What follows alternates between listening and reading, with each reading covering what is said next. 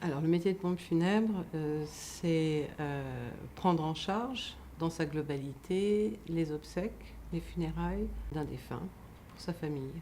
À faire accepter la mort à mes familles, à rendre leurs défunts beaux, présentables, et à ce que la décomposition ne fasse pas son œuvre. Que l'on ait un corps qui puisse tenir des jours et des jours sans, sans qu'il se désagrège. On ne rentre pas en tant que pompe funèbre en se disant et si je devenais pompe funèbre? Non. Il faut que dans votre parcours professionnel, vous vous posez la question mais qu'est-ce que c'est que ce métier?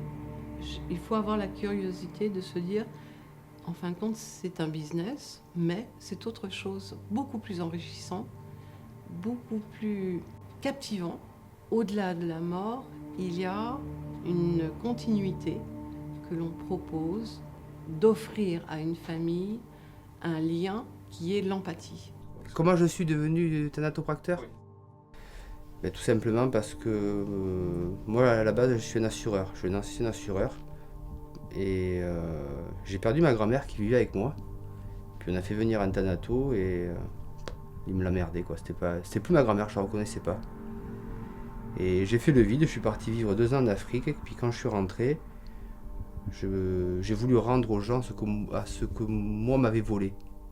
Voilà, moi m'avait volé ma grand-mère et moi je voulais rendre aux gens la faculté de pouvoir se recueillir. Quel que soit le produit que vous voulez vendre, peu importe le produit, c'est comment vous pouvez vendre une prestation.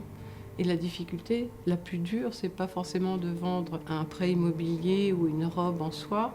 Là, on est dans l'empathie. Il faut être disponible 24 heures sur 24 pour les gens et qu'on doit mettre sa vie privée de côté. Là où je me trouve, on appelle ça, entre guillemets, le sas de décompression. C'est-à-dire qu'avant, vous rentriez, vous signiez votre devis sans savoir exactement de quoi il en résultait. Vous faisiez confiance, par la force des choses, à celui qui allait faire les funérailles. Ça marche plus comme ça. En tout cas, on ne marche plus, nous, comme ça.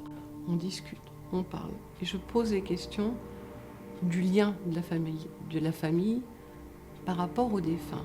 Qu'est-ce qui les accroche? Son métier, ses enfants, son parcours professionnel, sa vie dans la région ou ailleurs. On n'y va pas par curiosité. Mais moi, je veux justement que les gens s'interrogent en voyant le dessin d'Aurore. Parce que ce dessin, ils vont me poser cette question. Et Aurore est partie à 18 ans. Et Aurore a laissé un dessin. Le dessin est juste magnifique. Et voilà, elle est avec nous.